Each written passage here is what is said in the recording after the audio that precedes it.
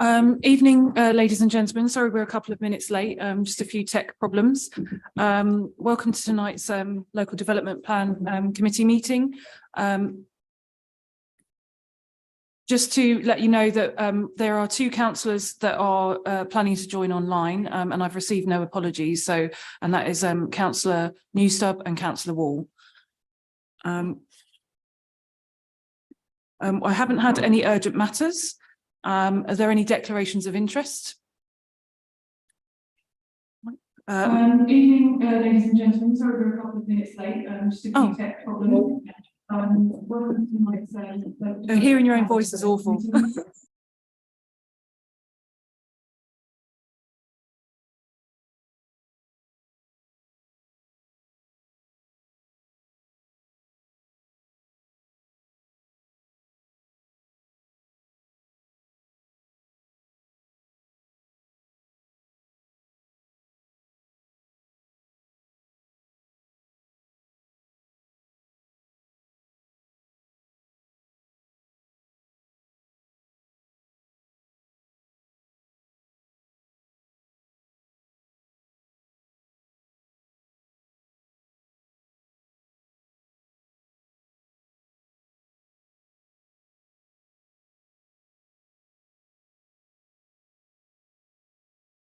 I think we're at declarations of interest, which I don't think I've had any. Then we've got matters to be considered in private. There were none. And then the minutes to be agreed from the last meeting, which was the 22nd of January. I just want it noted that there was a spelling error in one of the names, so that will be corrected after this meeting.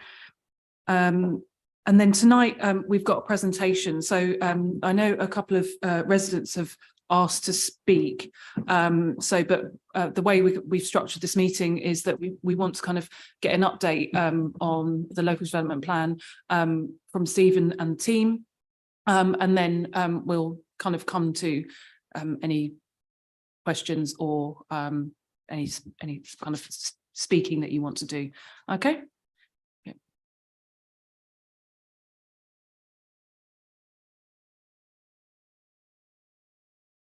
Okay, if you'd like to introduce yourself and start, that'd be great. Thank you, Chair. Just a very brief introduction to the report. So tonight's report is an update on the design strand of the local development plan. It's the third in a series of LDPAC meetings where design has been considered. This meeting will focus specifically on the tall building strategy, and that's set out in Part B of the report, and also the review of conservation areas, which is Part C. I will return to Part C later, but just focusing on the design element.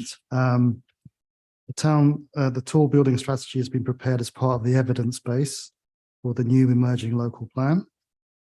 It follows on from other related pieces of evidence work on the character study and the housing design guidance, which has been to this committee before.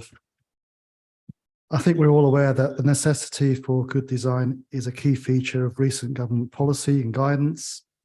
And this is also reflected in the London plan, where the delivery of good growth through design and character-led development is strongly emphasised.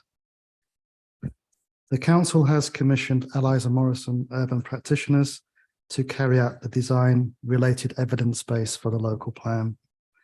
You will shortly hear a presentation from Allies, specifically on the tall building strategy and the associated appendix, which will support Ealing's local plan policy on tall buildings. So I'd like to introduce Lionel Eade, who's an associate from Eliza Morrison, who is here in person, and also his colleague, Anthony Benson, the director at Allies, who's online as well. Good evening, everyone. Thanks for taking the time to be here. It's worth saying that our involvement with the council has gone back. There we go. Can you hear me now? Yep. Our involvement with the council goes back some years now. We prepared the character study, which is a borough-wide characterization study of Ealing, and also the housing design guide, which is in the public domain. Off the back of that, We've since been commissioned to deliver the tall building strategy and an appendix to the tall building strategy, which looks at specific sites to test the robustness of the strategy, but also to provide guidance on parts of the borough and specific sites which are likely to see change. So tonight, I'm going to give an overview of those two documents, but it's also worth mentioning that in parallel to this work, we've also been we've delivered the Southall baseline study, which looks at growth in Southall, recent developments and prospective developments through the Southall Reset Spatial Planning Framework. So just to sort of recap on the aims of our commission, the aims were fourfold. First, we have to ensure that there's compliance within Ealing's local plan and the tall building strategy with new directives that are coming out of the new London plan, particularly in relation to tall buildings policy D9. The second objective is to ensure alignment with the emerging local plan. So this was very much an interactive process with officers in the council. The third was to provide further analysis, testing and guidance for study sites, which I've mentioned. And lastly, it's to review and update specific chapters of the character study and design guide. So part A2 and part B. So what are the new directives in the London Plan policy D9? Effectively, the London Plan requires councils and local planning authorities to take a plan-led approach to decision-making when it comes to tall buildings. And it sets out three basic requirements. The first is to define what is tall for specific localities. There may be one definition for the entire borough, or there may be multiple definitions for different parts of each borough. That was the decision that was taken for Ealing. That felt like the right decision to make, given that the character of the borough does change as you move from more urban areas to the east to more suburban areas further out. The second requirement of the policy is to identify locations where tall buildings may be appropriate in principle. And that means identifying specific zones on maps. And the third requirement is to determine within those zones, within those potentially appropriate locations, what appropriate heights for prospective tall buildings may be in the future.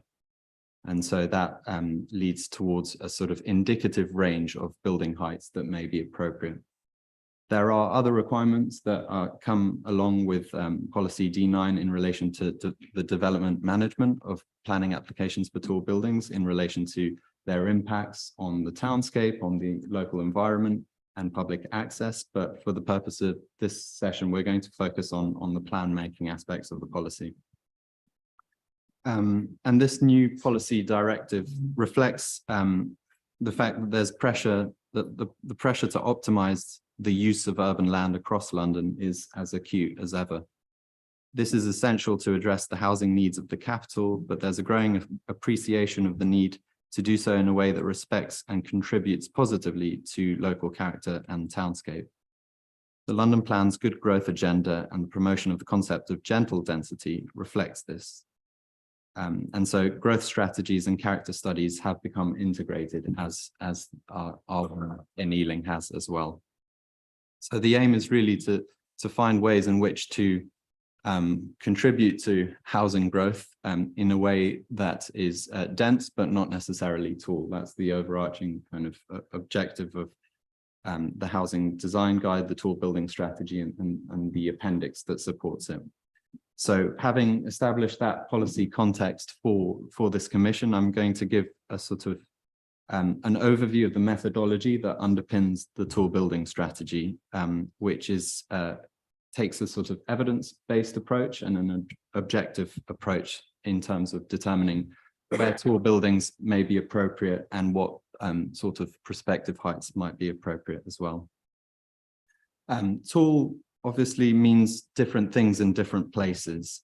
The London plan is very clear. It needs, the definition needs to be expressed as in terms of numbers of stories and meters.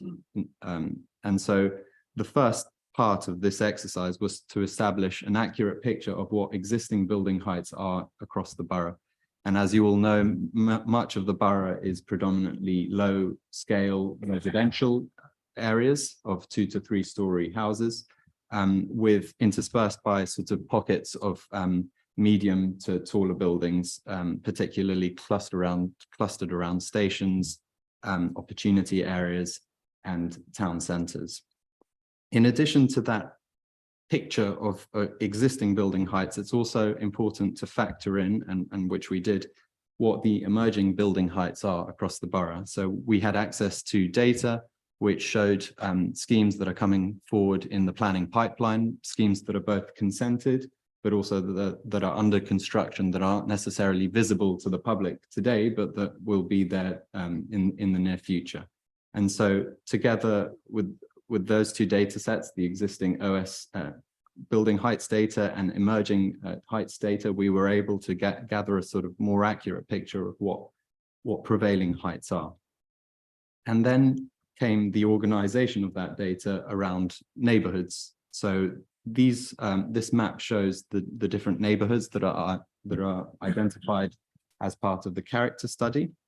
And for each neighborhood, we determined what the prevailing height was, the existing prevailing height was. And that then gave us a sort of the ability to determine what the threshold for tall might be within each neighborhood, and that threshold is different.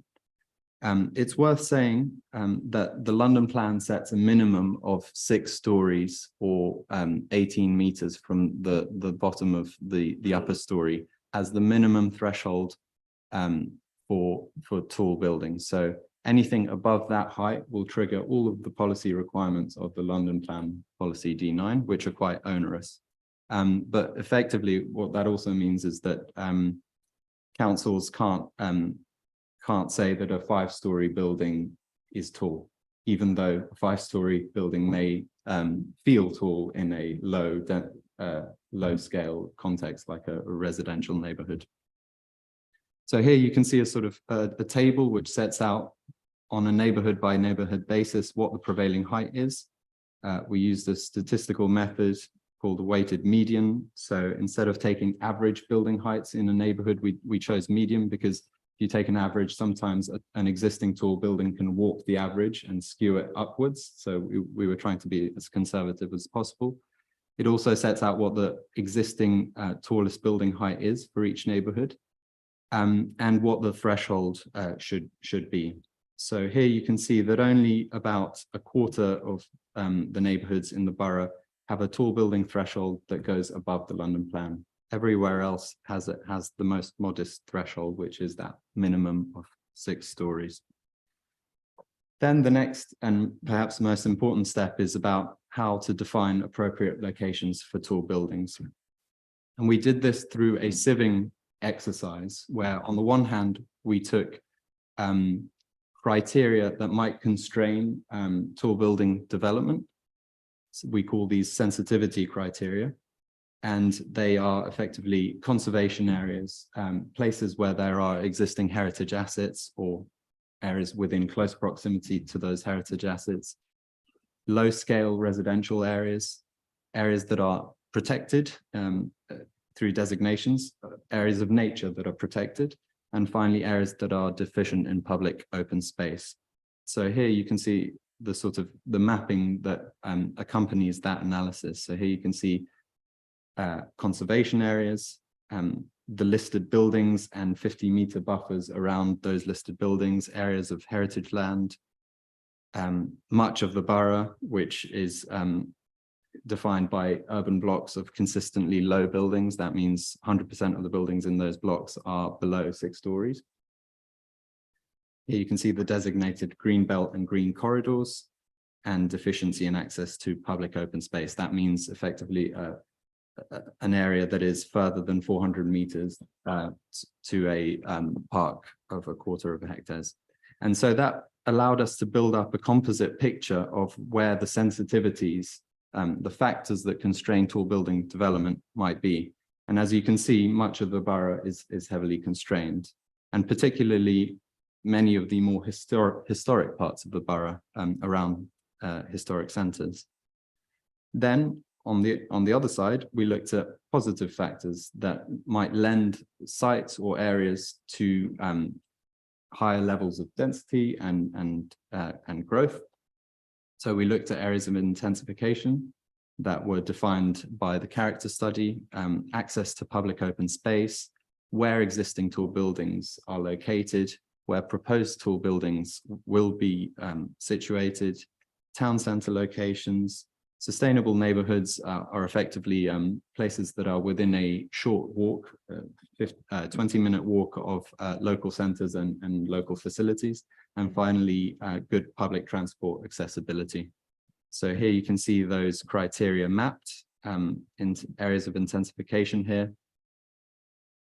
Places that have good access to nature.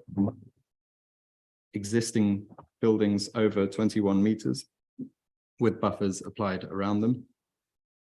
Proposed tall buildings. Town centre policy boundaries.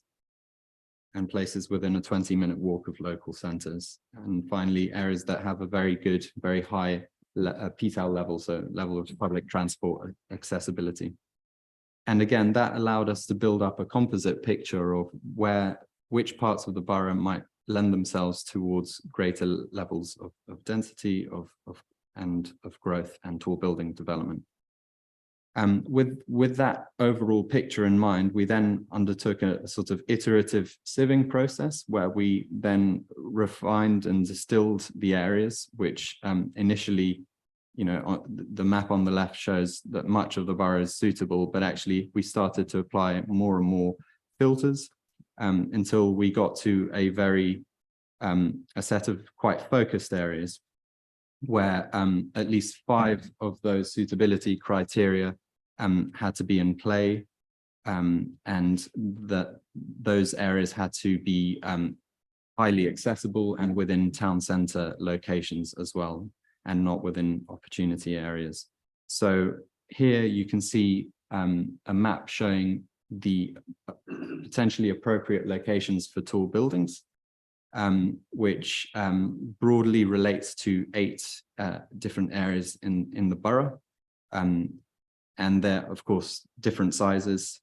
So Hanwell has 3 smaller appropriate locations for tall buildings, whereas Southall and Ealing have larger areas. The distinction in the colour coding relates to areas that in pink that might have a greater character changing potential. That means that they are not surrounded by existing homes. They're not part of existing residential neighborhoods. And you can see that more clearly when you overlay these appropriate locations for tall buildings, which are outlined in black, with the land use plan of the borough, which shows you that many of these areas overlap with industrial sites.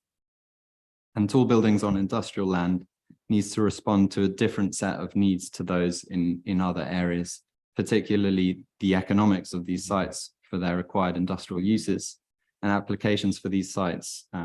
We recommend need to be subject to comprehensive master planning, which takes account all of the sensitivity criteria. So those are the appropriate locations for tall buildings. That's the second requirement of policy D9. And the third requirement is to define what appropriate building heights for future tall buildings might be within those zones. And so here they're set out on the right, giving an indicative range in terms of stories, but also in terms of meters from the base of the building to the absolute height to the top. And that, of course, I've mentioned this before, but it takes account of the changing context, not just what's there at the moment, but what buildings are coming forward in the planning pipeline. So that's the tall building strategy. This then informed and required certain updates to the character study. First, in relation to the borough area framework diagrams, which you can see here, which feature in the character study. These are very high level frameworks suggesting areas of intensification and areas where tall buildings might be appropriate. That doesn't mean that every site within those areas should have a tall building. It just says that they have the potential for a tall building. Then came the sort of testing phase. So having set out the draft tall building strategy, we then looked at specific sites to see whether those ranges that we were recommending stood up to scrutiny. And so we reviewed 17 sites and their contexts with officers in light of any emerging policy or guidance that was coming through as part of the Reg 18 local plan, in light of recent planning applications and consented schemes, and also planning refusals and other key issues that development management officers were flagging up with us. Based on this, we produced spatial frameworks for each one of these sites and high-level design guidance in relation to aspects like land uses, the massing of prospective buildings, the appropriate density ranges that they might deliver, and also what heights might be appropriate. And it's worth saying that because we were looking at many sites, some of these sites were in close proximity to each other. And this is one of the benefits of taking a more coordinated approach, that we could not just look at sites individually, but think of sites in terms of clusters and how they might work together, so that you didn't have each site trying to maximize its development potential, but instead you were trying to optimize the development potential across sites by distributing the massing in a way that was more sympathetic to the local townscape, that would minimize negative impacts on the local environment, etc. So these are the sites. The sample try to reflect the diversity of development opportunities across the borough. So some were in Acton, others in Ealing, Hanwell, Northolt and Southall. And there were 3 clusters, one in Hanwell and 2 in Ealing West and closer to the Broadway. So I'll just give you a very quick example of the work that went into this appendix. So we're looking at the Ealing Broadway cluster, cluster A, which encompassed 3 sites of different sizes, of different levels of complexity, but we were trying to think of the 3 together in a coordinated way. So we reviewed what the tall building analysis and strategy was saying in terms of sensitivity and suitability. As you can see, sensitive, but also highly suitable. All 3 sites fell within the appropriate location for tall building, zone D. There was an indicative range there of 9 to 21 stories based on what was coming through in the planning pipeline and existing buildings. But we were trying to look at forms of development that might deliver on the good growth objectives of the London Plan and the council without necessarily hitting that recommended upper limit of the range. Here you can also see in yellow some of the consented schemes that had that were in the planning pipeline but not visible. So we undertook a sort of urban design analysis of the area, looking at constraints, physical constraints and opportunities. We then set out a spatial framework through diagrams such as these, suggesting how larger urban blocks might be subdivided to improve permeability through the sites, how land uses might be stacked to encourage better activity, and where and how homes might be positioned within the town centre sites, and where employment might be positioned as well. That was all accompanied with high-level design guidance and development principles in relation to how you might phase these sites, how movement might be coordinated across to and through the sites, where access might be provided from, what land uses would be appropriate and what mix, the form of development, the 3-dimensional form of development, the provision of public realm and private amenity, and also a sort of guidance on how these sites might need to relate to their surroundings. We also went into a bit more detail actually than you might for a high-level study, so really showing what ground floor uses might be optimal and ideal. Also upper floor uses, and how private amenity might be offered above podiums or in private courtyards. And finally, setting out one potential scenario for how you might distribute building heights across the area. So you can see that even though the appropriate range within this tall building zone was notionally up to 21 stories, if you take these three sites together, you could deliver a very reasonable quantum of development at very high densities without necessarily going taller than 12 stories. And that's a sort of test or proof of concept for the tall building strategy.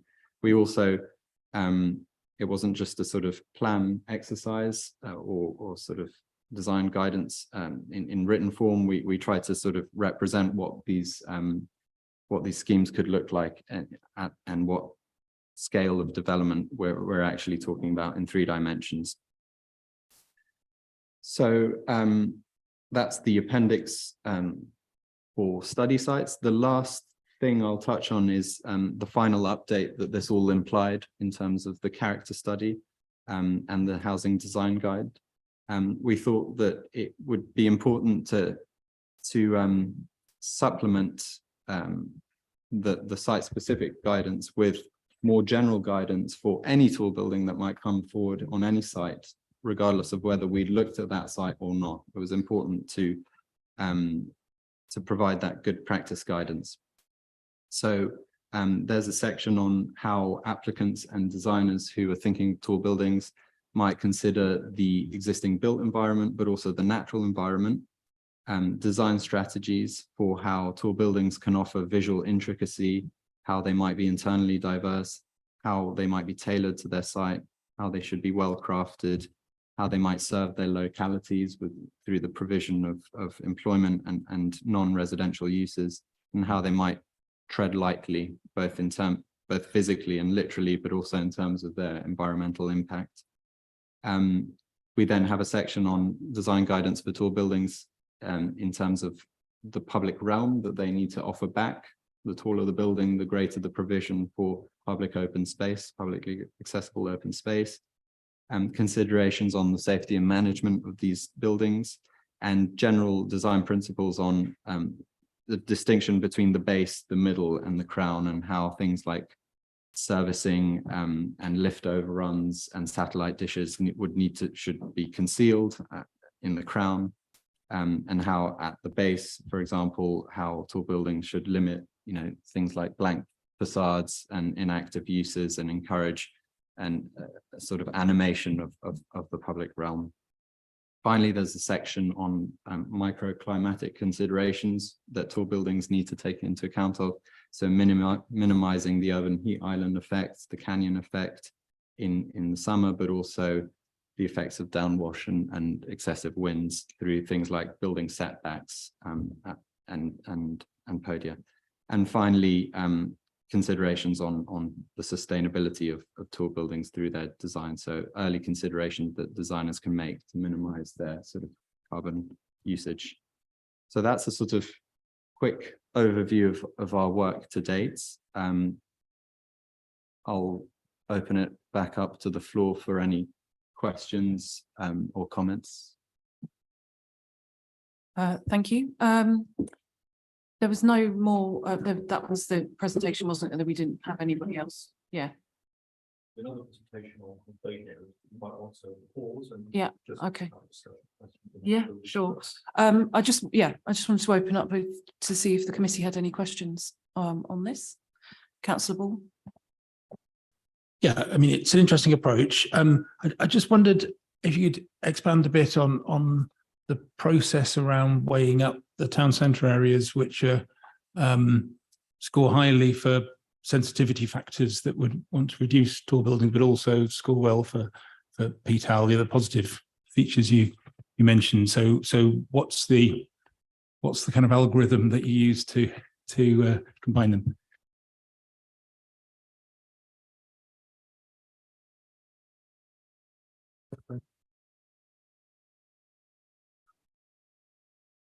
So it's worth saying that the methodology, there's a sort of data-based and objective element of the methodology, which is the the assessment of the entire borough based on the sensitivity criteria and the suitability criteria.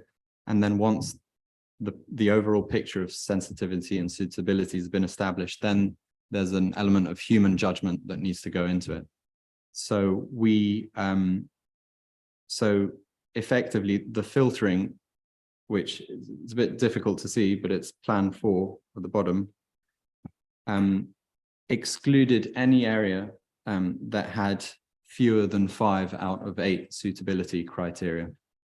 And it excludes any areas that are not within a town centre policy boundary, or that had a moderate to low level of public transport accessibility.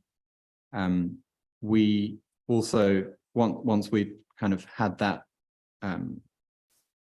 had established those sort of smaller focus areas, we then delved into them, looking, you know, street by street, block by block, seeing what the existing building heights were, with an understanding of what buildings were coming forward. And that's effectively how we revised and redrew the boundaries, becoming tighter and tighter with each iteration.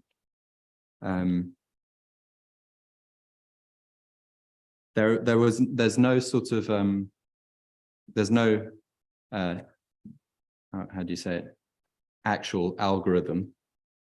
This is based on human, you know, the sort of the analysis took us to a certain point, and then there was human judgment through dialogue with development management officers, planning officers, and an understanding of the local context, which was underpinned by the character study. And that's how we arrived at the appropriate locations for tall buildings. But it's not a sort of computer generated exercise, if that makes sense. Has anyone else got any questions? Yeah, Councillor Jessel.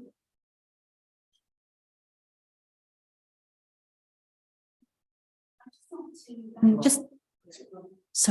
just like to take you back to building heights data. Could you just please explain what you mean by weighted medium and threshold, please? So maybe it's worth starting with threshold, because that's coming from the London plan. So the London plan sets a minimum threshold of 6 stories. And what that means is if a planning application is coming forward that's 5 stories, it will technically not be defined as a tall building under the London plan policy D9. If a 7-story building is being proposed, then it will trigger all of the policy requirements which are quite extensive from the London plan. So when I was showing this table of all of Ealing's neighbourhoods, there's a column which is called the tall threshold. So that means for that neighborhood, this is what the definition of tall is. And for most of the neighborhoods in Ealing, about 3/4 of them, the definition is the London plan definition, because we might have wanted to actually go lower, but we just can't. For others, it's over 6 stories. So that's threshold. Then your first question was about existing building heights. So this is a map which reflects existing OS heights from the OS data. To determine the prevailing height of a neighborhood, what we do is we look at all the existing buildings in that neighborhood, and instead of using an average, we use a median. So that's effectively saying if there are 100 buildings in a neighborhood, we're looking at the 49th or 50th. If you rank order them in terms of building height from 1 to 100, we're looking at the median is the 50th building. And having tested several approaches, average and weighted median, we believe that medium is a better approach to take, because when you take an average, sometimes, for example, you might be looking at a neighborhood that is mostly 2 to 3 story homes, but if there are a handful of very tall buildings that were, you know, hypothetically, you know, 40 stories, that would massively skew the average and distort the picture of prevailing height for that neighborhood, whereas the medium doesn't do that. The weighted part of it is another way of creating a kind of check and balance in terms of getting an accurate picture of prevailing height. So by weighted, what I mean is that we looked at the building footprint of each existing building. And so the larger the building footprint, the more of an influence it would have on the measure of prevailing height. And so larger, more massive, more bulky buildings that are taller would have a greater sort of sway on the reading of prevailing height. So that sort of, I think that should cover those two questions.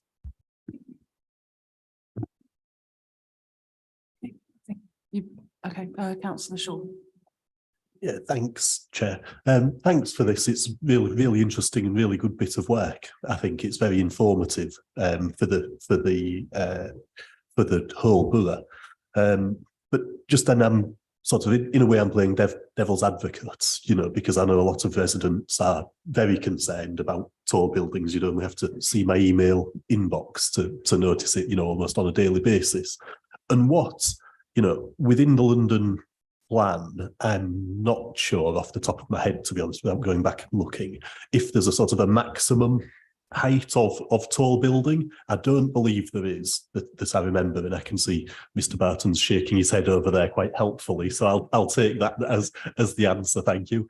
But what then if I'm a speculative developer and we're here within the central bit of Ealing as identified on the maps now, you know, if I decide to put in an application for the 40 or 50 story tower, you know, what control is there that we could work into this local plan to actually stop that, and that would overcome, if you like, the need of the local plan, of the London plan. Sorry, I'm mixing my L's up here. In terms of the PTAL ratings, and saying that actually this is appropriate for this area, you know, is there anything to stop me, or can I just come in, take my chance, see what happens, and if need be, if I was sort of so deep pocketed, actually then be prepared to take the council on to an appeal process with the inspectorate? Yeah, so it's true that there is no upper limit set on building heights. The London plan, unfortunately, requires local planning authorities to be specific about what ranges of building heights would be appropriate in different parts of the borough. So that is forced on Ealing, hence the ranges for each neighbourhood. Now, the tall building strategy is heavily caveated to say that just because an application might be proposing a building height within the potentially appropriate range in a potentially appropriate location, that's not to say that there will be automatic planning permission for a building of that height. The application will still need to fulfill all the requirements of the local plan, the London plan, of the tall building strategy as well. So it's not carte blanche.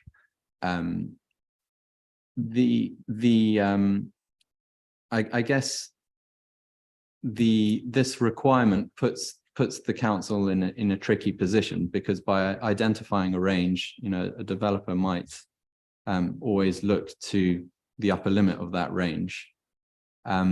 So in a way, there are two benefits of having appropriate locations and appropriate ranges. One is anything outside of an appropriate location can be dismissed quite immediately, and anything beyond the range as well, you know, the starting position in terms of negotiation is quite strong in that sense. But yeah, I think it's back to the point that there is no automatic consent for tall buildings within those ranges and those locations. They'll still need to demonstrate on a case-by-case basis through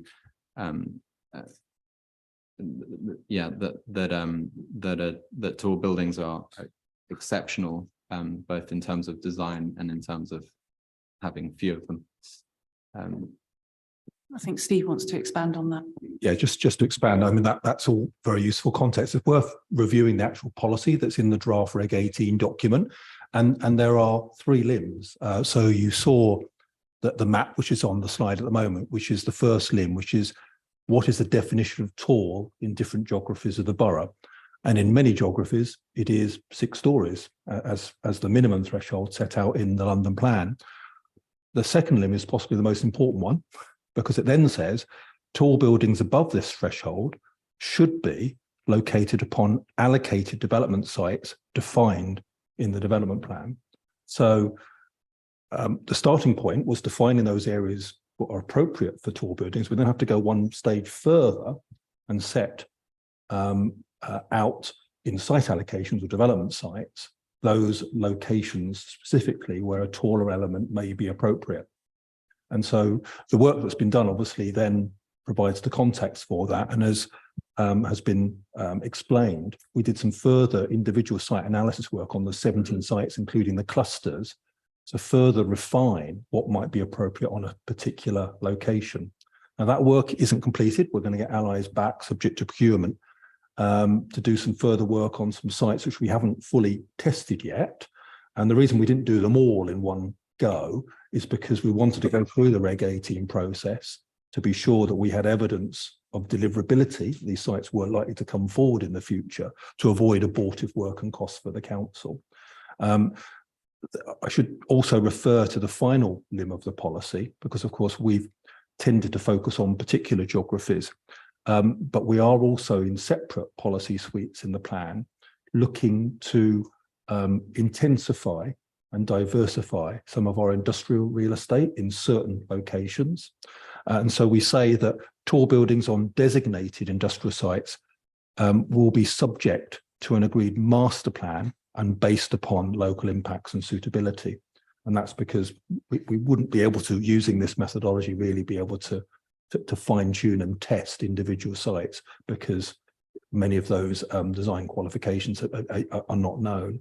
So the policy is set out in chapter 5 of the Reg 18 plan, and that brings together and is supported by the evidence base that my colleagues have outlined. I know Sam is also listening, and if there's anything else you wanted to add on that.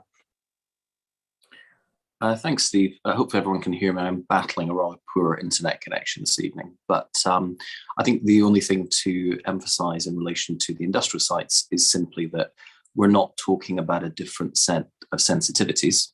Those will be carried across. It's largely that we don't know effectively what the suitability criteria would be for industrial sites. So effectively, what the demand will be for height in industrial development prior to having done that master planning. So just to emphasize, we're not saying the rules don't apply on designated industrial sites. Okay, thank you. I know you wanted to ask a question. Is it specifically related to this or to the urgent matter that you wanted to raise? I actually thought it was a very interesting presentation. I did want a very quick question about this one now. Okay, that's fine. Yeah, if you, okay, that's fine. Yeah. If you, can you do it through the microphone? Thank you. My name is Will French. I'm with Saving Link Centre. I thought it was a really interesting presentation, very nice piece of work. Thank you. My concern, however, was that what you're talking about didn't seem to me to fit awfully well with the consultation draft of the local plan, which a lot of us have gone through quite carefully. And in the case of Central Ealing, we're talking about 21 stories as defining what a tall building is. Well, not just in Central Ealing, but the entire bit from Ealing Broadway, quite a long way north of the centre, down to Pope's Lane, I think. And your presentation actually is much more reassuring than the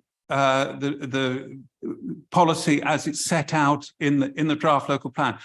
And I'm wondering whether we've got it wrong and misinterpreted it, and it would be great to set our concerns, to allay our concerns that we're not looking at approving 21 stories anywhere in Central Ealing, which is what it seems to say in the wording of the draft policy.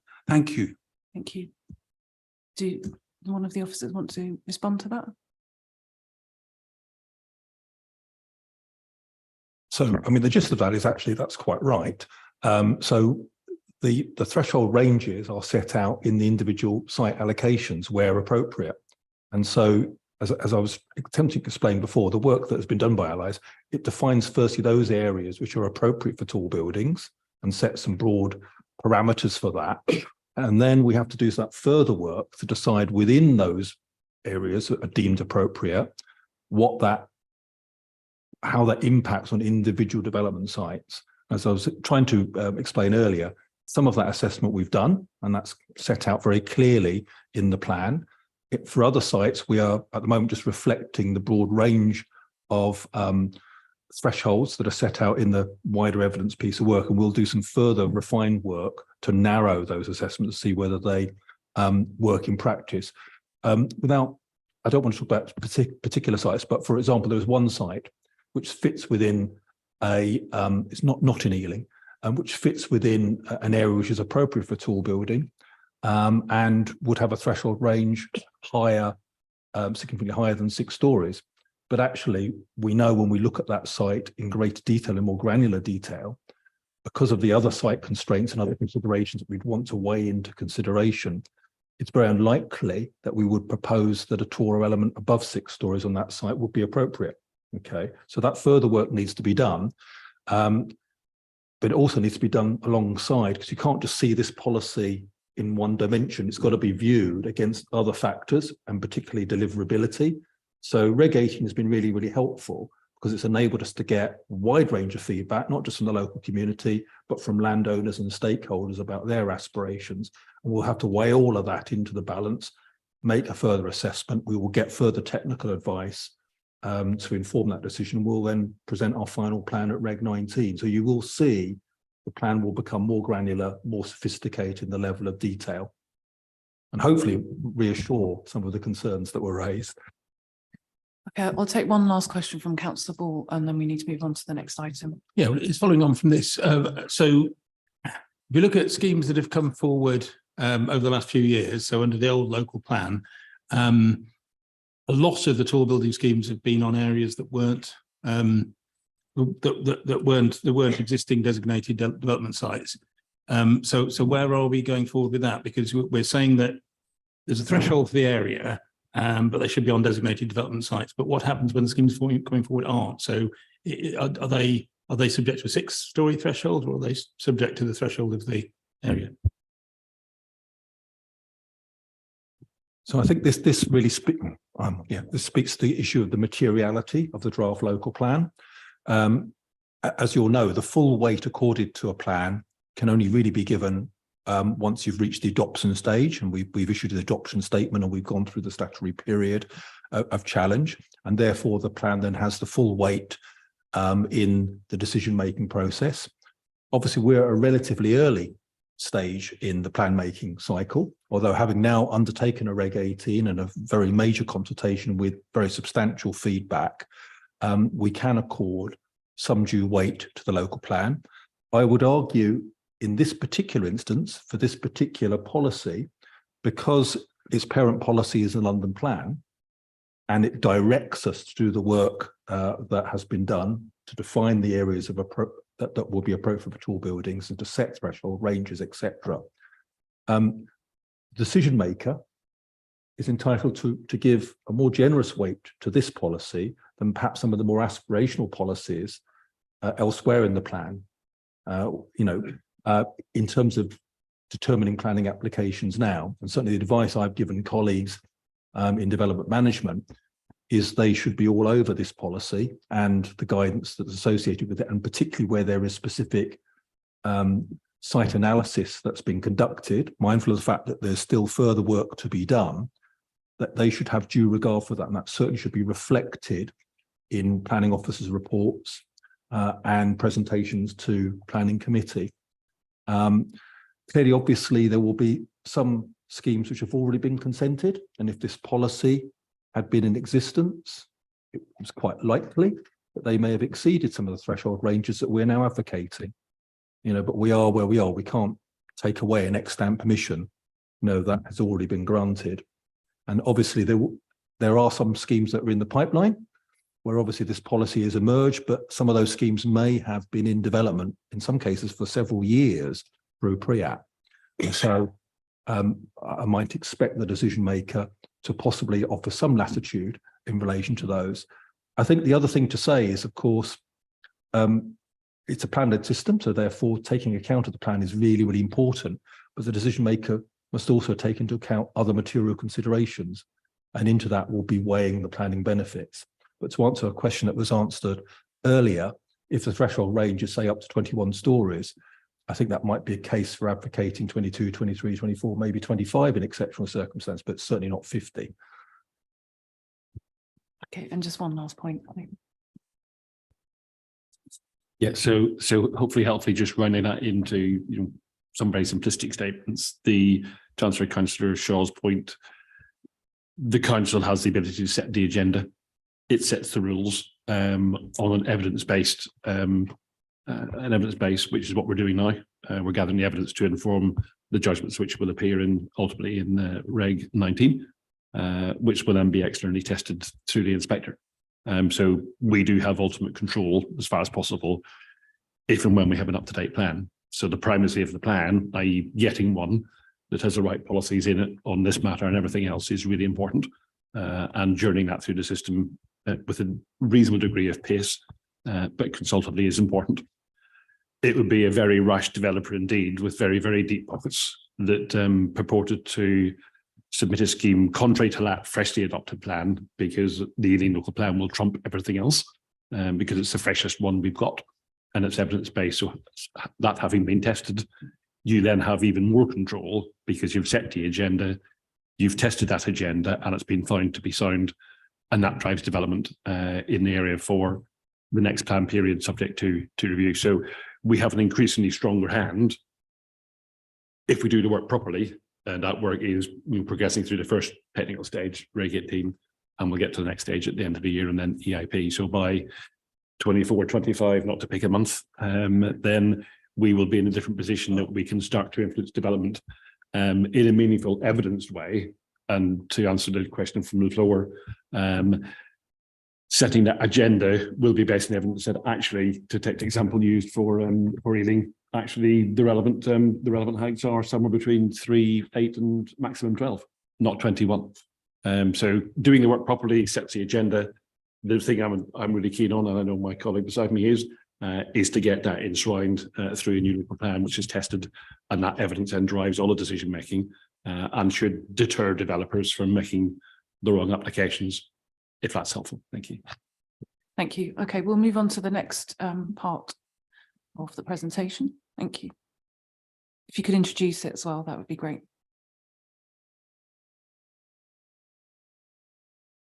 Just bear with me, I'll share my screen.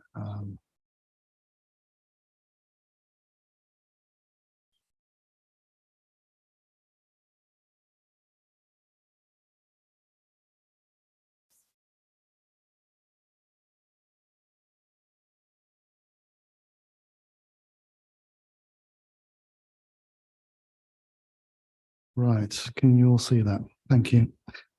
So I'm going to talk about the conservation area review. Just bear with me. Let's see this thing works. So I'm going to cover four areas. Just give a brief summary and context of the work that we've done to date. Talk about the public and stakeholder consultation that we carried out during last year. Talk about the key officer recommendations in going forward. And finally, look at the next steps in terms of the statutory consultation that will be carried out later this year. I'm going to try and distill in a quite short presentation the 766 pages that you had with the papers. I'm sorry about that. So what is the effect of a conservation area designation? A conservation area is defined as a designated heritage asset by the Planning, Listed Building Conservation Area Act 1990. So it places a statutory duty in relation to designated heritage assets.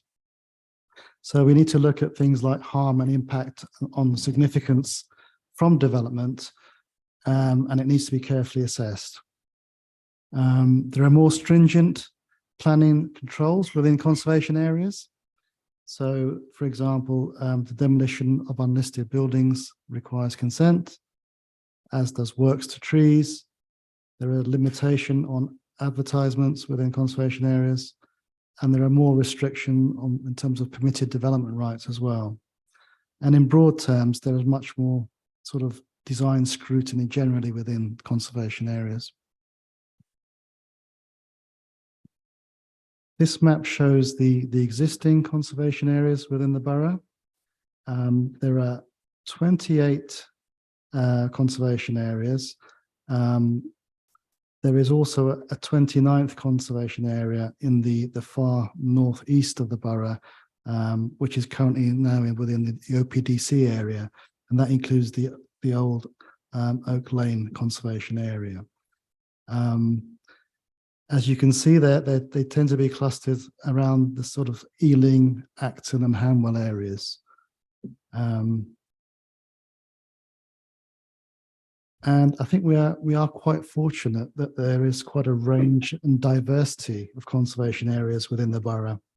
It ranges from the sort of semi-rural Northolt areas, Churchfield areas, but it also includes common land such as Ealing Common and Haven Green. It includes spaces between buildings within Brentham, for example. It includes historic parklands as well, such as Walpole Park, but it also includes areas such as the Hanwell cemeteries and a lot of the transport infrastructure in the borough. So the Hanwell locks and canals, the Warncliffe Viaduct in the Brent Valley, and a lot of the stations are also within conservation areas. And the conservation areas also embrace the sort of social and historic development of the borough. So includes, for example, the sort of Garden City movement as displayed within the Bedford Park and the Brentham conservation areas. Thanks. There's also quite a range of architecture within conservation areas. So it includes Georgian development, for example, includes Victorian terraces, includes Queen Anne Revival properties in Bedford Park. It also includes a lot of Edwardian housing within St. Stephen's, for example. There's quite a lot of interwar housing within conservation areas. So you can see some example there of Hanger Hill Garden Estate with a mock Tudor housing. And also there's what we call modern development within the Hanger Hill estate as well. And it also includes development from the 1960s, the so-called span development in the Grange and White Letters conservation area.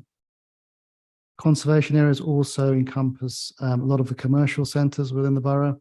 So Ealing and Acton town centres.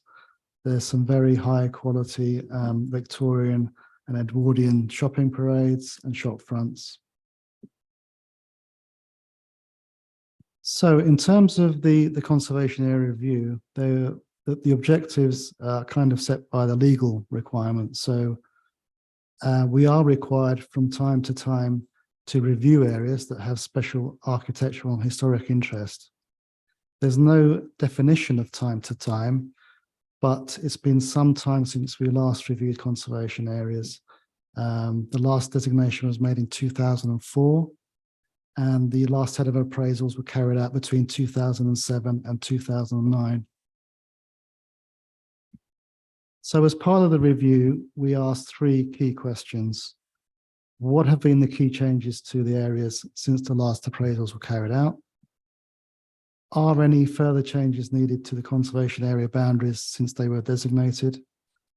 And thirdly, do we need more additional planning controls or guidance to help deal with development in those conservation areas? This committee has received previous reports in terms of updates on the review, and the last meeting noted that the next stage was for the draft proposals to go out to public and stakeholder consultation. That consultation was carried out during the course of last year. We asked several consultation questions based on 4 broad themes. So firstly, the sort of overarching strategic conservation area proposals. Secondly, the generic management plan, and that's a document that sets out conservation area principles for dealing with development within conservation areas. Thirdly, we set out some individual proposals for each conservation area. And finally, we also put forward a potential new conservation area at Northfields. In total, we had 352 consultees, and they provided over 1,800 individual comments. We had a range of respondees including the conservation advisory panels, resident associations, local amenity and history groups. Some local authorities are joining us, various heritage bodies, and so forth, as well as members of the public. The comments, together with the officer responses and recommendations, are all set out in detail in the tables and reports appended to this committee report. And we've attempted to answer every single comment that was put forward and make a recommendation. As part of the exercise, we've put forward over 200 recommendations, and they again cover 4 broad themes. So firstly, the strategic theme, and that's about how Ealing's conservation areas are managed and reviewed in the future, how the council can work more closely with partners and stakeholders, how we can potentially take forward more heritage-based town centre strategies, particularly for Ealing and Acton town centres. And finally, I think we need to give some consideration to the resources that are needed to actually deliver the conservation area programme, but also deal with the sort of day-to-day heritage issues as well. In terms of the generic management plan, the recommendations relate to relatively minor changes to the document that we published, just in terms of updated references to the local plan. One of the recommendations is to include a shopfront design guide, and also to eventually adopt the document as part of the council's local planning policy guidance document. So again, in due course, that'll be a material consideration for dealing with applications. So in terms of the new Northfields conservation area, there was overwhelming support for the conservation area in principle. Over 80% of those who responded to that question were in favour, and that includes statutory bodies such as Historic England and the Victorian Society. In terms of coverage, the majority favoured the larger green area that we put forward, which is essentially based on the sort of heritage quarter area that was put forward some years ago in terms of environmental improvements. In terms of Article 4 directions, again, 2/3 of respondents were broadly in favour of a direction in principle. And subject to further ongoing work to complete the character appraisal for the area, which will confirm the precise boundaries and the scope of the Article 4 directions, the recommendation is to take forward that conservation area designation in principle. In terms of boundary change recommendations to the other existing conservation areas, I've listed on the slide some of those. We're proposing additions to 15 of the existing conservation areas. The largest sort of top 5 are listed there, and that includes to the Ealing Cricket Ground conservation area, and that's an extension to include Madeley and Westbury Road. To the Haven Green conservation area, and that will include an extension along Gordon Road and Carlton Road. An extension to the St. Stephen's conservation area, That's to the west of the former church, and also to the south in terms of the shopping parade area along the avenue. Various extensions within the Creffield Conservation Area, and also some smaller changes to the Northolt Conservation Area as well. There were also some suggested reductions in conservation area. These relate mainly to more modern development, which perhaps don't fit as well within the conservation area. And they're mainly around the edges of the conservation area as well.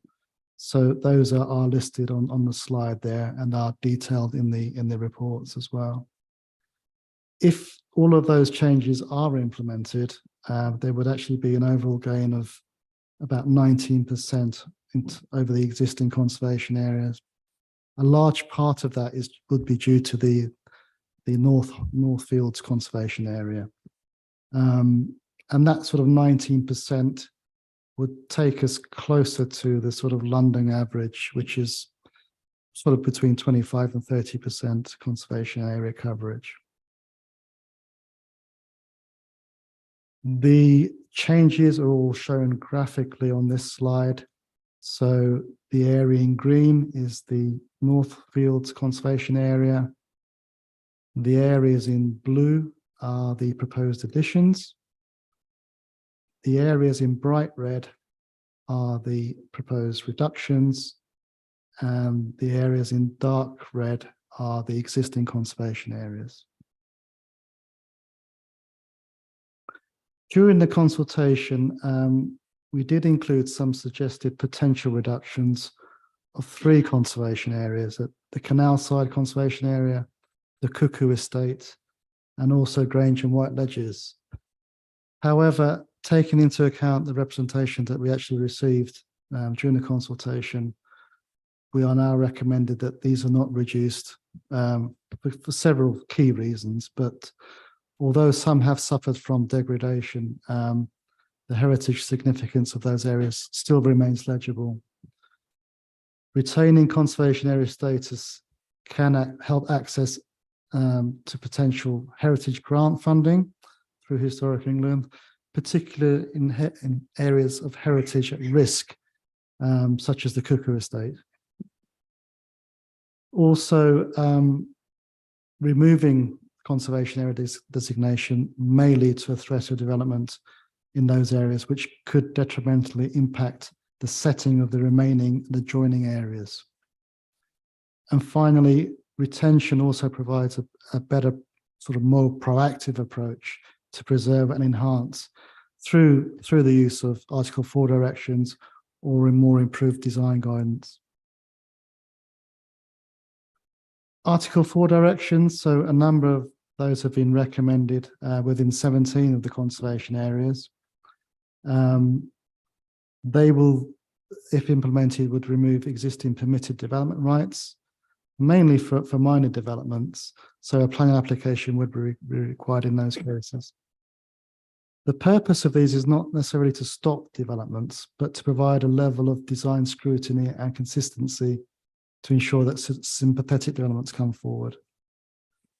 And they cover a range of developments. So, replacement windows, doors, porches, hard surfacing of front gardens, front boundary changes, all of which are cumulative and can affect significantly the character of an area. We also looked at all of the sort of key unlisted buildings within conservation areas, and we've comprehensively reviewed those. We've looked at what's called positive contributors, which contribute to the area, and also made some recommendations in relation to buildings to be added to the local heritage list as well. In terms of design guidance, we've made some recommendations based on the scoping of what that design guidance should entail, what should be covered.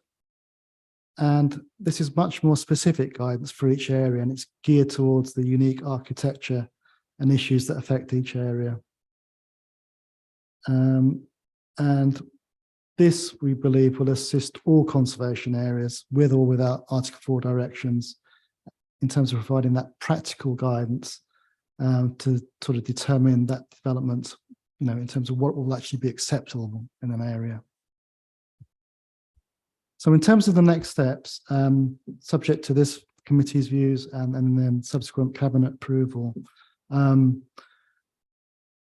we will have to carry out what's called a statutory procedure and consultation stage. So we'll be writing to all those directly affected within those areas in terms of the boundary changes, the new Northfields conservation area, and also those affected by new Article 4 directions. And there's a whole range of statutory things that we need to do. I won't go into detail on that. But essentially, there'll be a further opportunity for people to comment. In terms of a sort of pathway, this is very indicative at this stage, but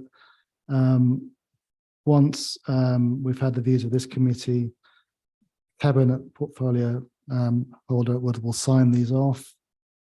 Then we'll carry out the statutory procedures and consultation from about May onwards. After considering those representations, the council will adopt those Article 4 directions and boundary changes. The Article 4 directions are subject to the Secretary of State coming back and confirming those. So once that's all been agreed and we know exactly where the changes will occur, we'll then be in a position to consolidate and update all of the existing conservation area appraisals. And we aim to get to that stage towards the latter half of next year. So in terms of conclusion, we're asking the committee to note the recommendations. They're all listed in Appendix A of the attachments.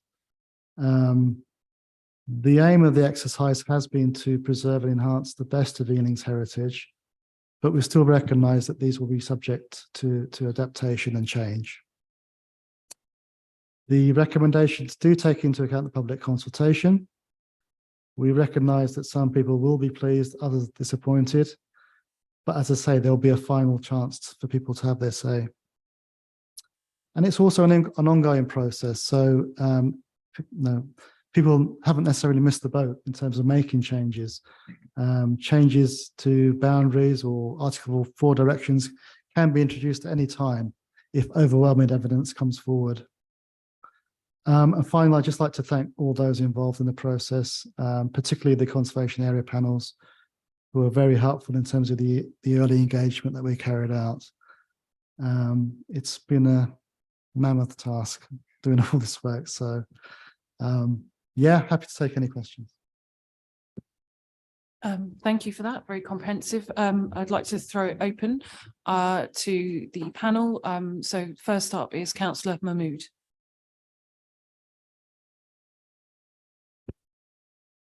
Thank you so much. A comprehensive area, you have covered it.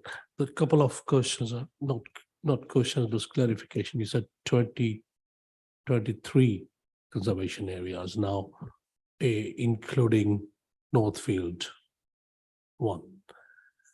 It's so there's 29 existing.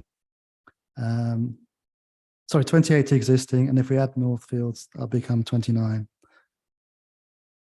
And you said you need put resources and put mechanism in order to protect the conservation area. Well, I don't understand what sort of resources we are talking. So various resources. So in terms of the council resources, at the moment we don't have a dedicated conservation officer, and then within the committee report, that's mentioned that's something that the council is looking into as part of the organisational change, obviously subject to further budget and procedures that need to be looked into.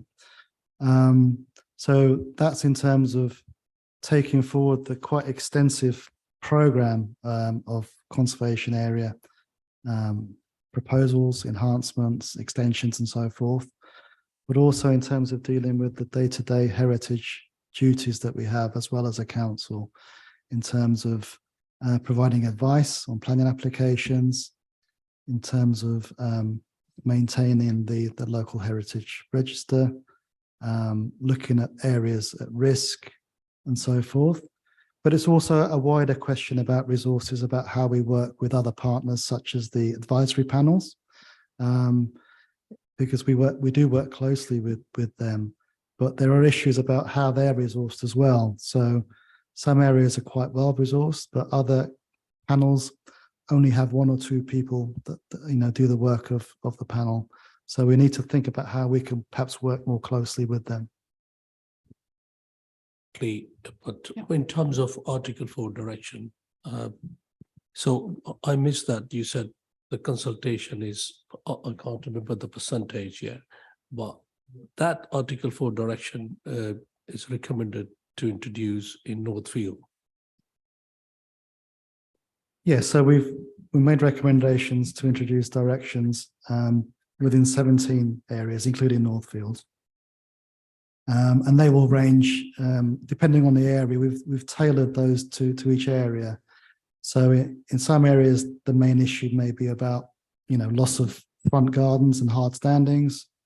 In other areas, it might be about, roof extensions. So in other areas, it's a combination, more comprehensive. So, yeah. Yeah, I just wanted to ask you through how you could measure when the times come to get the consultation about what is the mechanism, how you think that area needs to get the Article 4 direction. So through the next stage of consultation, the statutory stage, we will ask every property household what they think about the proposals. So they'll be given the opportunity to comment about whether they support or object to the proposal. So there are pros and cons with Article 4 directions. The pros are that it will create that sort of more scrutinized and sympathetic development within those areas. And the cons obviously are that people will need to submit a planning application to make those changes that they would ordinarily do as permitted development. So people will need to weigh those issues up within each area, and we will take on board those views before adopting those.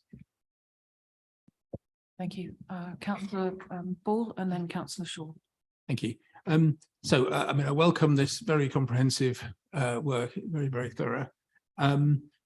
I note that the 352 consultees, which sounds like a big number, but when you look across all the conservation areas, it's quite a small proportion of the people affected. So thinking ahead to the next stage of consultation, so it's very welcome that you're writing to everyone affected by boundary changes or new Article 4 directions. Will it spell out in the case of Article 4 directions? Will it spell out what the specific, what specific bits of PD they won't have for their? Yeah. So the next stage will be much more specific in terms of what a direction would actually mean for people and what's actually covered. So that will be set out in the consultation documents. Although not statutory, that where appropriate, you may also want to have a public meeting in each of those areas as well to actually spell out what the requirements are and to take questions from the public as well at that point. Well, I think a public meeting in each one would be very, very useful. Also, were you saying it's between May and July these will be sent out? Did you say? So yeah, we're looking at doing that from May onwards. Yeah. Thank you. Councillor Shaw. Yeah, thanks, Chair. Just a note, and officers may not be surprised as this is something I have a bit of a bugbear about and have commented a few times on it at other meetings in the past. The design guide here, and really a sort of a plea for a bit of common sense in terms of conservation areas. We've all read in the media various headlines, right across the country that, we there are improvements in technologies and in materials and so on taking place. You know, there is a need for people, you know, with a view to the environment to sort of make sure that windows and doors are as energy efficient as possible and retain heat and so on. And certainly that, you know, I know in the past refusals have been made on, you know, whether it's a wooden, you know, a wooden frame is required and so on. So really I would just, you know, how is that consideration being worked into this to allow the use of new materials without taking away from the character of the area, that, you know, the same, you know, it may be a different material, but it can now appear, you know, in a very similar fashion and not degenerate from the actual sort of character of an area. And, you know, effectively from a distance, there would be no noticeable difference for the vast majority of people. Yeah, I mean, that's a very, very good point. We do recognise that advances in technology do mean that, you know, those differences that were in the past are much more narrow these days. So it's striking the right balance between, I mean, windows is a good example. You know, traditionally those would have been sort of timber frame windows. And in some areas, those would still be more appropriate, but in other areas, advances in other materials may be acceptable. What we've kind of said in the sort of principles is that those proposals should replicate the existing style of windows in terms of the sort of construction and you know, panes and transoms and so forth. But we will, you know, look at each case on its merits. So where they do fit in, then they may well be acceptable. And we pay particular attention to, you know, those windows that face in the public highway, and perhaps less so towards the ones at the rear properties. Yeah, so that that sort of level of detail is covered in the generic management guidance document. But it's a good point, and we also acknowledge that more work may be needed as well in terms of looking at conservation areas in terms of where adaptations can be made to meet the sorts of things you're talking about. So, you know, solar panels, ground source heat pumps and so forth. There is a document that's been published which kind of sets out a toolkit to do that. So we will be looking at in greater detail in future. I've got Nigel. Sorry. Steve, do you want to, whoever wants to go first? Can I just develop that point? So just one of the problems we've had with so many conservation areas with separate conservation area appraisals and management plans is keeping these up to date is obviously a mammoth undertaking and very resource intensive. So the idea is to have a generic management plan which will apply to all of the conservation areas. And that means we can be more flexible, more nimble footed, so that as there are changes in technologies or changes in the way in which things are done, we can update that guidance much more quickly. And that will sit in what we're calling our local planning policy guidance suite. So it won't be an SPD, it won't be a supplementary plan. It's good design guidance, which we can update very, very quickly and can be used by the back office when they're assessing and evaluating planning applications.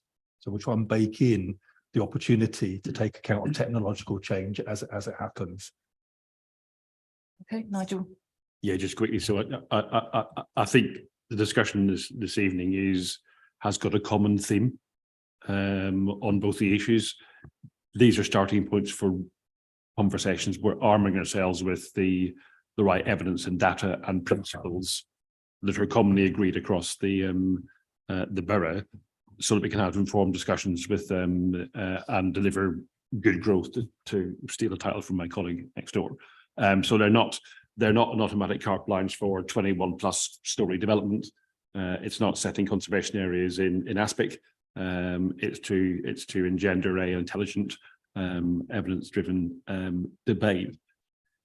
And I think that's a really important theme to focus on. It's not a black and white situation. It's not a precise science. All it does is allow the development management process to have the right conversations and to reach judgments. And of course, not for Steve and his colleagues, but Alex Jackson and her colleagues, and also the members in planning committee have to make a balanced judgment on lots of issues, and sometimes those issues will have different weight depending on the locational circumstances. So it's a start of a discussion, not a be all and end all. First is a point I wanted to make. I wanted to make just a process point. There's a fundamental difference in this proposition and the last one. You are masters of your own destiny, we are masters of our own destiny. We decide what we want to adopt in the conservation areas. We decide what article falls we want. The only external test of that, it doesn't have to run through an external examination in public like the local plan, but it has to pass the lighter touch, hopefully, scrutiny of the Secretary of State in relation to the article falls. So in terms, I think, Councillor, back to your point, they become live documents. They become live discussions. We can review them when we want, subject to having the right resources and organisation and with partners to do that. And also then the wider aspirations of the council already expressed in the council plan about good quality design, placemaking, etc. That, of course, then is informed by the conservation area panels and the wider design panels that Alex Jackson interacts with. So it just starts the right conversations with the right levels of input, ultimately for the council to make an informed decision on whatever applications are before them. Just on a technical point, thankfully Renato checked it last week. Yes, some people, if their article fold, will have to make an application for things they wouldn't have had to do before. Yes, that's a piece of process, but we're an open, transparent, engaged council. There's no planning fee. So there's no additional cost other than drawing up some plans. So there's no big layer of additional expense to the taxpayer on Article 4. It's just a procedural tool to get a conversation, to get the right judgment. And I'd like to think we do the consultation. People that find themselves living in those areas intrinsically like those areas or have chosen to go there because of their identity. That's exactly the thing we're trying to protect and create and adapt. So, I'm sure people will, but why would you object to having an enhanced status of the place you live in? Because it's not a rule book that says the answer is no. It's a rule book that says you just got to ask and we'll direct growth in the best possible way. Hopefully that's helpful, Chair. Yeah, Councillor Jassel. Thank you, Chair. I've got two questions for you. First one is, your mic's gone off, so yeah. sorry, I do apologise. I have two questions. First one is, how long will it take to bring in a dedicated officer? And the second one is, in the plan it states allow 1 month for any representation to be made. Is that enough time? And will there be any extension time to this? I'll deal with that last point first, and I think Nigel will deal with the first question. So the length of time is not prescribed, but I think at least a month in terms of giving people an opportunity to comment on the conservation area changes and also the Article 4s is a reasonable length of time. We do want to move forward with this. So yeah, I think that's it.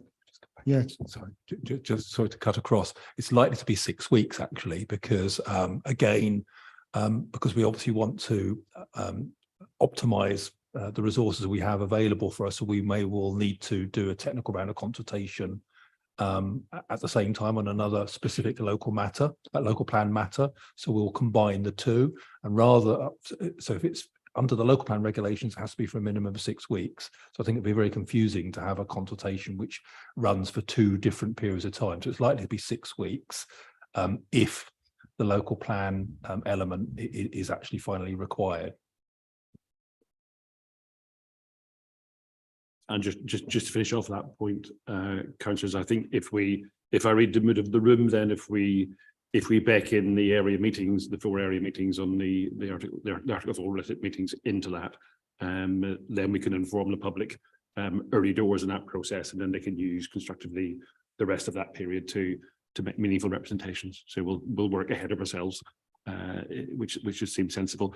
On the very important resource point, and there's no accent, it's recommendation one in your paper. You just need to have a view on it, because it's not for me to decide or Councillor Manno to decide. It's an organisational view. I'm very clear, I think we're all very clear, the design aspirations in the council plan in various areas. We haven't had a conservation officer for a while, in my professional view, too long, but let's not go there yet. We have been using heritage advice externally.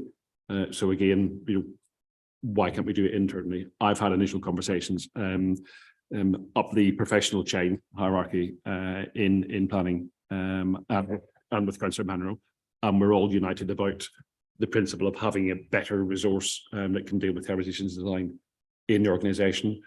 What does that look like? I can't give you that answer tonight, but it'll be a combination of officer expertise and utilisation of the area panels and the design panels that we have. But I'd like to think when the new director gets here, these have been really live conversations about the shape of the directorate across planning and related areas. And certainly my campaign is to have a better resource internally. Whatever that resource is, I think it has to reflect the second point on Renato's paper, which is actually conservation areas are live places. They need to adapt and change and thrive.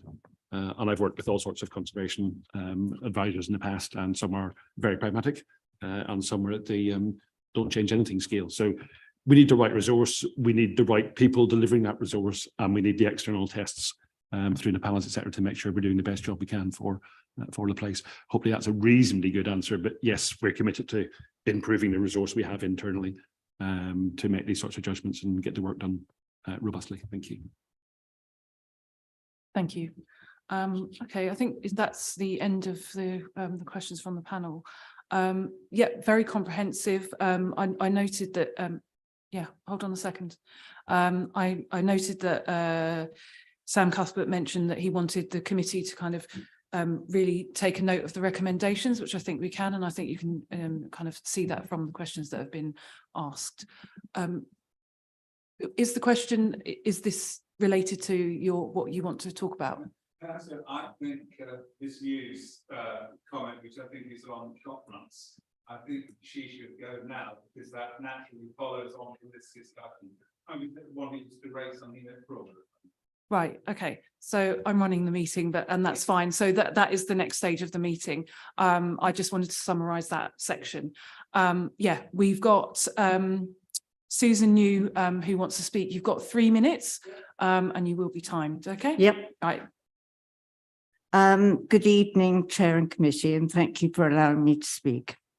My concerns are associated with the strategic recommendations 005 and 008, shopfront guidance. This is an ongoing saga, and I've been personally involved to the extent that I was asked to make comments and to help with the Central Ealing shopfront document in 2011. However, it was never adopted and was last promised in 2015. I was asked because from 2008 onwards, I was systematically put in objections to shopfronts in various CAs, based on the fact that in all the town centre CA management plans, one phrase continually appeared. The council has published a shopfront guidance leaflet which advocates the use of traditional materials and details, but this seems to have been largely ignored. So in 2008, I tried to find it and only found one, the 1984 document for the Ealing Green CA. So after nearly 40 years, we still don't have a generic shopfront guidance. It's not a difficult document to produce, and every other London borough has one, and most large towns and cities. The 2012 version, Ray Central Ealing, was produced as an advisory document for a shopfront grant scheme, but seemed to be rather limited in its interpretation. In the most of the new shopfronts were installed were mainly black, which was not the idea at all. The concept was supposed to be that as long as the frontage was in keeping with the building, kept or reinstated the original features, and used traditional materials, that it could also be unique, imaginative, and even idiosyncratic. Many shopfront documents showed photographic examples of appropriate and inappropriate shopfronts, just ticks and crosses. Unfortunately, we now seem to have more crosses than ticks as examples. I'm aware that alterations can only be made if a premises changes hands or if a grant scheme is reinstated. However, in the ensuing 12 years, a lot of premises have changed hands, and many of the shop fronts are even more garish and inappropriate than they were before. One just has to look at the Grade 2 listed King's Parade in Acton or Popeye's Chicken over the road. Often accessibility is given as an excuse to install a very modern shopfront, but ironically, it's easier to enter a recessed Edwardian frontage than many modern ones. In conclusion, I'd just like to say that guidance is not enough to facilitate change, and that, as in Hammersmith and Fulham, it should be policy and should not just cover CAs, but also groups of buildings with facade value and locally listed buildings outside of CAs. Their policy puts shopfront design guidance in the context of the NPPF, the London Plan, and its own local plan, therefore showing what a vital role shopfronts play in the character of our towns and Thank you. centres and shopping That's streets. 3 minutes up. Thanks.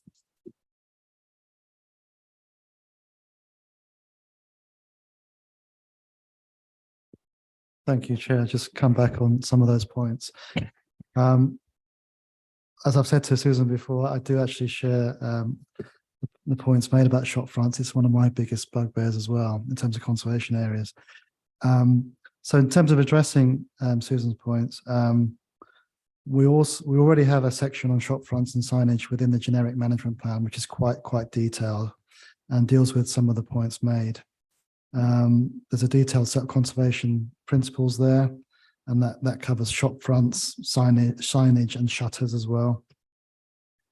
One of our key recommendations, strategic recommendations, is to introduce that generic shop front guide. And that will include more sort of graphic and illustrations of sort of best practice as well from elsewhere. The recommendations in some of the individual conservation areas also include specific design guidance on shop fronts where there are also particular issues there. And as part of the generic management plan, we're going to add some more text in there to pick up Susan's points on materials and colours as well. So they will address those points. In terms of the sort of issue about policy and guidance, as has been mentioned, if the generic management plan is adopted, it will have some weight in terms of the local planning policy guidance.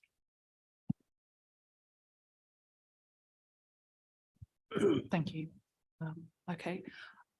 Now, Will, is it, because I wasn't quite sure from the information I got whether it was a question or whether you wanted to speak for a time. Thank you. It is actually a question about the overall programme for the local plan and the new local plan. Okay, right, that's fine. And it relates specifically to the item on the agenda, all the agenda items. Okay. Specifically, and just to help you, I have actually printed out copies of my speaking notes to help you follow. That's fine. It's been circulated. It has been. So if you wouldn't, No. that's fine. What I'll do is I'll stick to the same length of time. I understand it entirely. No, I do understand that. Do you want me to start now? Now, disappointingly, today's agenda has no update on the local plan consultation, and I thought a top line summary of what's happened would have been actually very helpful. Now, Ely Matters' website has collected submissions from 33 local groups from across the borough, which show a very healthy response from local communities who put in a huge amount of effort in preparing them. Some submissions, I think, go on for perhaps 60 pages. We want to know what happens next. Now, when you go through the agenda tonight, you find towards the end, there's various things about financial basis of the plan, and we note in 4.1 of the agenda that all the funds have been already underfunded. Sorry, the plan's been underfunded already, so more money is going to need to be spent. We go on to item 6 on that agenda, which talks about value for money, which says the plan timetable is ambitious and designed to achieve the earliest possible adoption of the new local plan. It then goes on under 6.2 to say that delay is most likely to result from significant changes to the evidence-based documents or unbundling of documents following the public consultation. And this may result in the need for additional rounds of public consultation, result in additional costs and expenses to consult or reconsult. Now, that's quite worrying for local groups who are trying to follow what's going on and engage in consultation. And surprisingly, under item 8, it says under risk management, it says there are no risks arising from the report. It says the project plan is monitoring and steering the making of the local plan, and includes a risk register that we haven't seen, but is regularly reported to the local plan program board. I think it'd be helpful for others to see that. Now, there's no direct implications arising from this report under consultation. The local plan must have regard, it says, to local stakeholder, community and public consultation, which is prescribed in detail in the relevant regulations. And under item 5, it notes that the relevant regulations include the Town and Country Planning Local Development Regulation 2004, which preside procedures for LDF documents, including the local development scheme. Now, the local development scheme needs to be regularly updated. And what I'm asking tonight, please, is can we update the scheme to know what's happening about the project plan? This is I hope you've got a copy of this as well, is the latest local development scheme, which is from 2022. And if you look at it, it's already out of date and the time has slipped. And my request, please, is that we get an updated local development scheme. Thank you. Okay, Nigel, if you want to say that. Yes, thank you. So I don't disagree with any of that. You'll be pleased to hear. Without going into pages of detail, it is the case that the following Regulation 18 consultation, which was worth doing, and we heard a lot of good stuff. We are in the middle of a process, or towards the back end of a process, in reality, of my word, which Steve's adopted, I think, of recalibrating the local plan process in the round, effectively two main elements, timescale and cost. And I'll go back to a comment I made earlier on. The sooner we have an adopted local plan and the certainty that brings, and by certainty I mean what can, but also what can't happen across the borough, the better. So that recalibration document now exists. It's work in progress, so I'm not going to share it because it hasn't got the endorsement currently of my director or senior leadership team professionally, and it would have to then have a discussion with the political side of the organisation as well as professionally. So we're very aware of the issues. I'm very keen that we drive the process at a pace, but that we drive it in a robust way, because when we sit in front of an inspector in hopefully, where are we, 24, back end of 24, we have a fit for purpose plan with as little disagreement as possible with our communities and statutory bodies. And we have a really good, strong debate with the inspector collaboratively, and we end up with a plan that fits most people, but it will have to be a plan that the council has as a tool to deliver its corporate ambitions. So there will be a new LDS published. We know we need to do one, and the current one is out of date, but I can't publish it now. There will be a new timescale. It won't be largely different, but it'll be a little bit longer.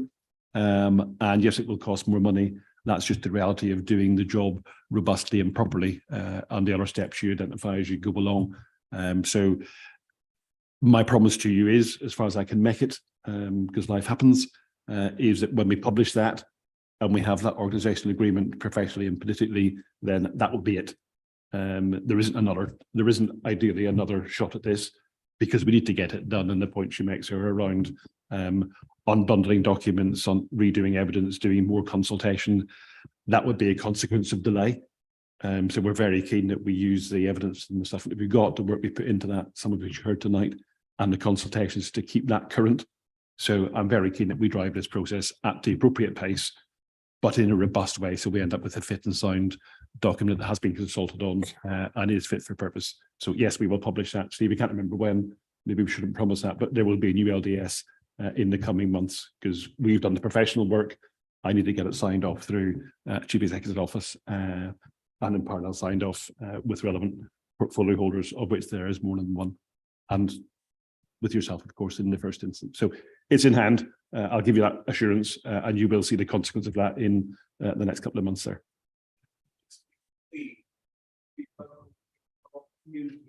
Okay, you've. Yeah. Jim, I have to say it, sorry, maybe you were going to, but I am bound by a statutory process. I am bound by stages in that process, which are regulation driven, which is why we refer to Reg 1819. We've done a big exercise. We're regrouping on that. We will publish an LDS. It'll be informed by everything we hear day in, day out, but it has to be the route that works for the council in terms of delivering at pace, but delivering robustly and delivering with a expanded cost envelope that is affordable and doable. So yeah, we are listening council and we'll continue to be, but we have to follow the prescribed process as a core. Thank you. Thank you. Thanks. Yeah, go for it. Thank you, Chair. Yeah, so I hear that the plan is to be in front of the inspector back end of 2024, and I realise you're not publishing the full scheme yet, but what happens next? What's the next stage that is visible to residents and when? So the next stage that will be visible to residents and stakeholders will be Reg 19. So that's when we publish our final plan. Of course, in the meantime, there are two very important things that need to happen. Firstly, we will need to obviously collate, assess, evaluate, and respond to the very considerable body of evidence we got at Reg 18, which is the consultation that concluded at the beginning of February after 10 long weeks. And, you know, just to give some further detail, we got well in excess of 10,000 formal representations at that stage, which I can tell you for a local plan consultation is pretty much unprecedented. So in part, some of the reasons for us wanting to take a considered view is we're victims of our own success here, if you like, that we've got a very substantial body of evidence with some very, very good submissions included in that bundle, which we are duty bound to assess, to evaluate and to consider. And, you know, I want to give the assurance that we will take our time doing that because we want to make sure that when we frame our responses, that we have done that in a holistic and in a thorough fashion. At the same time, and also at pace, as we were very open and honest about during Reg 18, there are still major gaps in the evidence base, particularly around, for example, infrastructure delivery and how we'll deliver some of our climate action aspirations, just to name but two. There are some other technical bits of evidence that are required, notably around things like viability and a revision to the integrated impact assessment. All of that has to be programmed, as well as obviously then producing a revised document which takes account of all of the above. So as my colleague has explained, we're in the process of now producing a revised project plan and taking that through our internal governance procedures, and ultimately that will involve getting political sign-off before we then set out our timetable in the public domain, and that will include a revised public project plan, a revised LDS. And you know, my hope and aspiration is, subject to the governance process, is that will happen hopefully as soon as May of this year. But through you, Chair, the expectation is there'll be some element of additional consultation, though, so it's not that nothing, the public don't put anything in until Reg 19 from the inspector. There's an expectation there'll be some sort of additional consultation. Well, the next formal stage in consultation is the Reg 19, so that will be the next formal stage. Where we are anticipating, as we've just been discussing in relation to conservation areas, some further consultation on that and possibly on some other limited, very narrow technical matters. We're still debating the pros and cons of that and how that will be constructed. So again, that will also be contained within the revisions to the project plan. And of course, once we've undertaken the Reg 19 stage in exactly the same way as we are doing now, we must obviously assemble assess and respond to all of the representations that we receive at that stage. All of that evidence is then submitted together with the evidence base and the latest iteration of the plan to an independent planning inspector. And he or she will then preside over an independent examination process.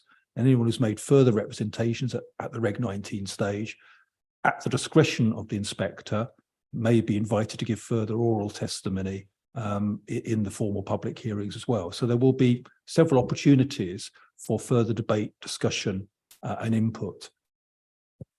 Nigel, that's one Yeah, last point. I think Thanks. Steve's right. There are various prescribed formal stages, Councillor, of what we need to do when we need to do it next. When next is will be driven by the robustness of the evidence and the capacity of organisation. I don't want to get stuck in the semantics, so there will be formal consultation, but there will be dialogue because we don't exist in isolation with our communities at all.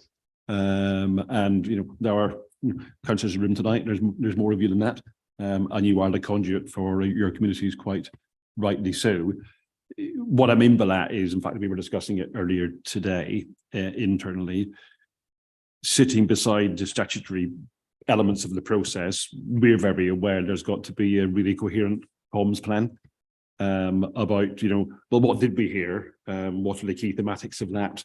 What are we going to do about it? So whilst you will see the formal process trundle through as we go through the rest of this year, with a view to submitting a plan post consultation to the inspector sort of mid next year, 24, is you will begin to see in the coming months hopefully a more coherent communication strategy out from the council in various means, through yourselves, through the emerging town forums, through the press, etc., and through some direct meetings, Article 4 included, about what did we hear and what we're going to do with it, and our emerging thinking. It's an iterative process. Again, it's not science, it's not precise, but the more we can build that trust and keep the faith with the community, the better as we go along.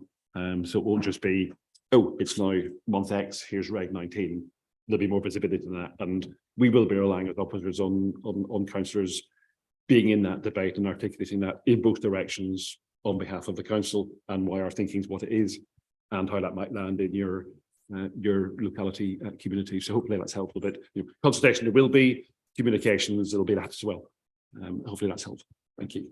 Okay, thank you, everyone. I think that kind of draws the meeting to a close. Obviously, there's some really interesting points that have come up tonight, and they've been noted.